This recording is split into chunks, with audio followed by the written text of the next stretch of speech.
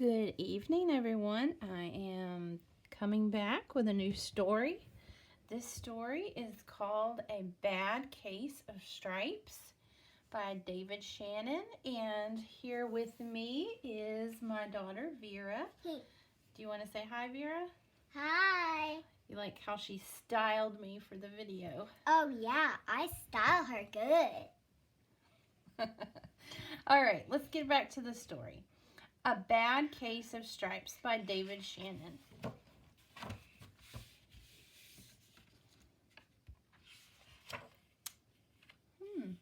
You notice there's some stripes there. And what does that look like to you, Vera? Like maybe jelly beans or something? No, jelly beans. Jelly beans are colorful. I'm thinking those might be lima beans. Okay. Camilla Cream loved lima beans, but she never ate them. All of her friends hated lima beans, and she wanted to fit in. Camilla was always worried about what other people thought of her. Today, she was fretting even more than usual. Do you know what fretting means, Vera? You're sort of like scared, frightened or something. Oh, you're worried. It means you're worried. It was the first day of school, and she couldn't decide what to wear. There were so many people to impress. She tried on 42 outfits, but none seemed quite right. She put on a pretty red dress and looked in the mirror, and then she screamed. Have you ever had a hard time finding an outfit? Sometimes. Let's see what happens. Her mother ran into the room, and she screamed too. "Oh, my heavens," she cried. "You're completely covered with stripes." This was certainly true. Camilla was striped from head to toe. She looked like a rainbow. Mrs. Cream felt Camilla's forehead. "Do you feel all right?" she asked. "I feel fine," Camilla answered, "but just look at me." "You get back into bed this instant," her mother ordered. "You're not going to school today." Camilla was relieved.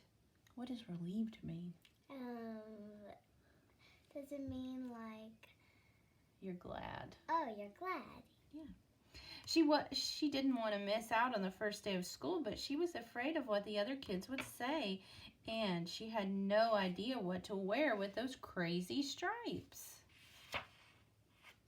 She doesn't look very happy. If you look, she's got a cup in her hand, and right here is a thermometer. She doesn't really look good. That afternoon, Dr. Bumble came to examine Camilla. "Most extraordinary," he exclaimed. "I've never seen anything like it. Are you having any coughing, sneezing, runny nose, aches, pains, chills, hot flashes, dizziness, drowsiness, shortness of breath, or uncontrollable twitching?" "No," Camilla told him. "I feel fine." "Well then," Dr. Bumble said, turning to Mrs. Cream, "I don't see any reason why she shouldn't go to school tomorrow. Here's some ointment that should clear up those stripes in a few days. If it doesn't, you know where to reach me." And off he went. Would you like to go to school like that? No, I do not.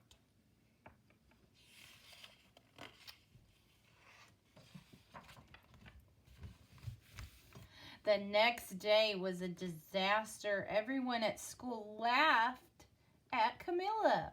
They called her Camilla Crayon and Night of the Living Lollipop. She tried her best to act as if everything were normal, but when the class said the Pledge of Allegiance, her stripes turned red and then white and blue, and she broke out in stars. Wow, check that out. What does this remind you of? The American flag. It does. It reminds me of the American flag.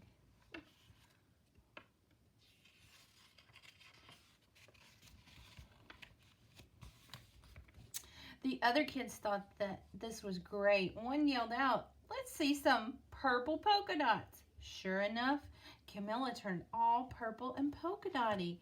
Someone else shouted, "Checkerboard," and a pattern of squares covered her skin.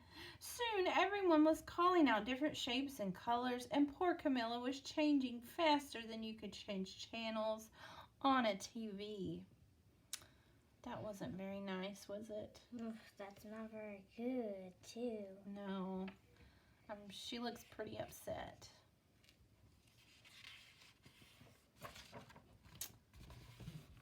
That night, Mr. Harms, the school principal, called.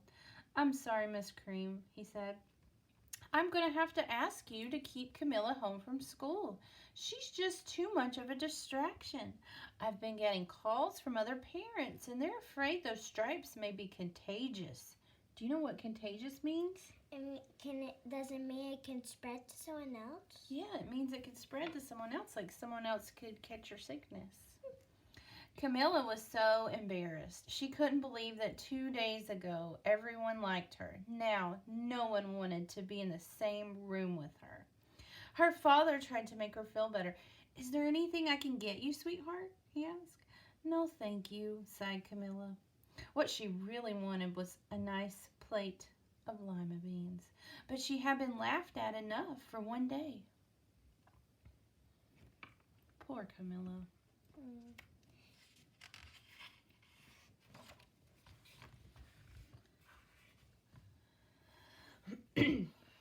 Well, yes, I see," Dr. Bumble mumbled when Mr. Cream phoned the next day.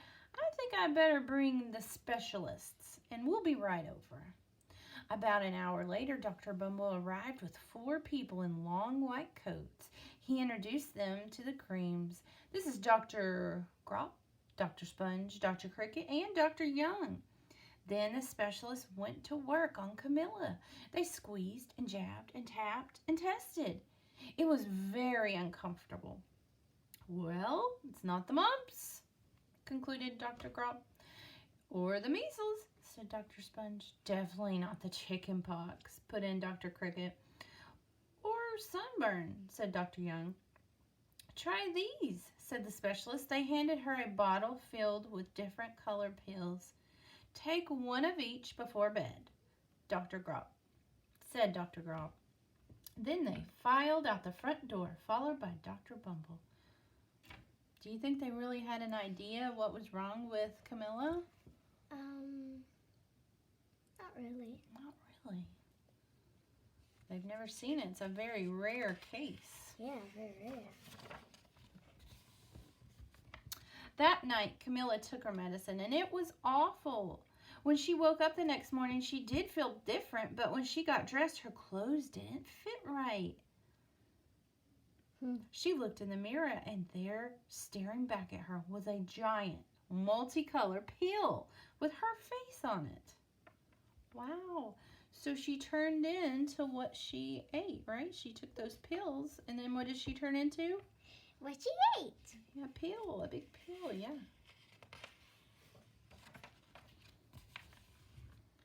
Dr. Bumble rushed over as soon as Mrs. Cream called. But this time, instead of the specialist, he brought the experts. Do you know what an expert is, Vera? It's this very smart person? Well, it's someone who is the best in that field. Like, if you're an expert, you will know the most in that particular subject. Dr. Gord and Dr. Mellon were the finest scientific minds in the land. Once again, Camilla was poked and prodded, looked at and listened to. The experts wrote down lots of numbers, and then they huddled together and whispered. Dr. Gord finally spoke. "It might be a virus." Ooh, we've all had enough viruses. Yeah. He announced with authority. Suddenly, fuzzy little virus balls appeared all over Camilla. "Or possibly some form of bacteria," said Mr. Mellon. "Out popped squiggly little bacteria tails." "Or it could be fungus," said Dr. Gord. Instantly, Camilla was covered with different colored fungus blotches. The experts looked at Camilla and then at each other. "We need to go over these numbers back at the lab," Dr. Gord explained. "We'll call you when we know something." But the experts didn't have a clue, much less a cure. What's a cure? Do you know what a cure means? Like, it's sort of like medicine to help someone feel better? Yeah. is what can cure somebody, like make them feel better or get rid of their sickness. By now, the TV news have found out about Camilla. Reporters from every channel were outside her house telling the story of the bizarre case of the incredible changing kid. Soon, a huge crowd was camped out in the front lawn. Wow, look at it. I see news reporters, all kinds of people. Maybe the one with the rainbow could be artists. Maybe. Do you think, how would you feel if you had a bunch of people with cameras waiting outside your house? I would not like that. No, I don't think I would like it either. The creams were swamped with all kinds of remedies from psychologists and allergists and herbalists and nutritionists and psychics, an old medicine man, a guru, and even a veterinarian. Each so-called cure only added to poor Camilla's strange appearance until it was hard to even recognize her. She sprouted roots and berries and crystals and feathers and a long furry tail, but nothing worked. Look at poor Camilla. She hardly looks like a little girl anymore. She looks like a monster. Poor Camilla. One day, a woman who called herself an environmental therapist claimed she could cure Camilla. Close your eyes, she said. Breathe deeply and become one with your room. I wish you hadn't said that, Camilla groaned slowly. She started to melt into the walls of her room. Her bed became her mouth, and her nose was a dresser, and 2 paintings were her eyes. The therapist screamed and ran from the house. What are we going to do? Cried Mrs. Cream. It just keeps getting worse and worse. She began to sob. Do you know what sob means? No. Sob means like to cry. Oh.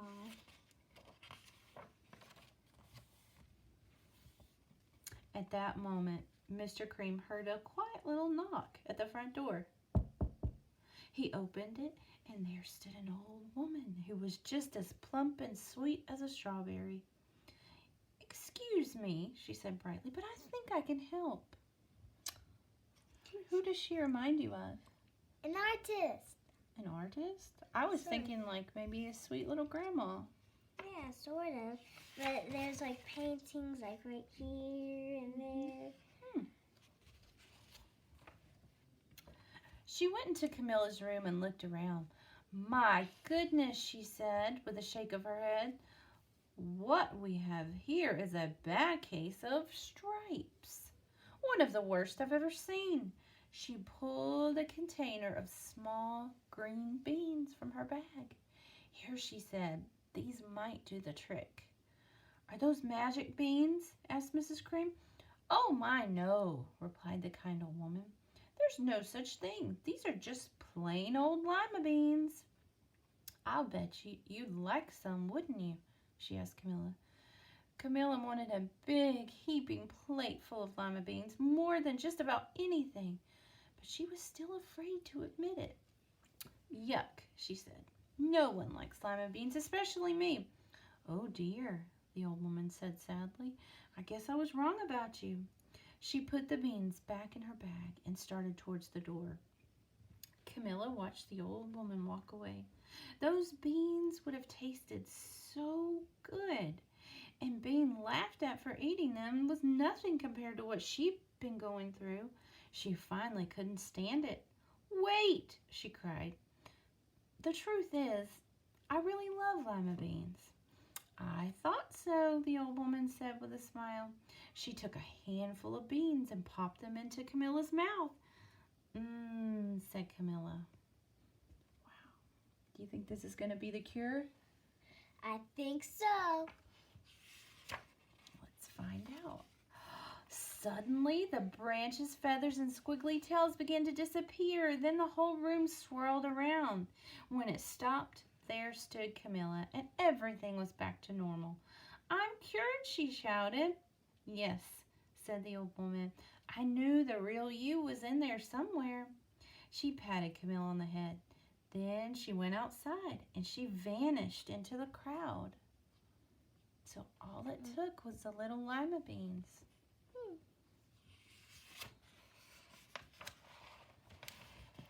Afterward, Camilla wasn't quite the same. Some of the kids at school said she was weird, but she didn't care a bit.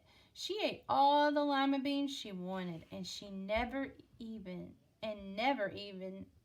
had a touch of stripes again. Excuse me. So, what do you think the lesson in this story was, Vera? What kind of lesson could we learn from this book? Maybe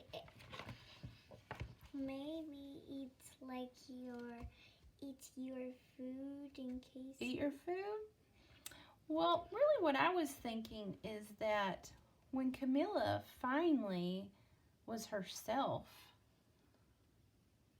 and ate those lima beans and stopped caring what other people thought, what happened? Then she turned back into herself, didn't she? Yeah, she was back to normal. She was back to normal. So I think the lesson in this story is that you should always stay true to yourself. And you should always be your own person and not always worry what other people like or dislike. That's a good lesson. All right. Well, hope you enjoyed this story. I hope you see our next one.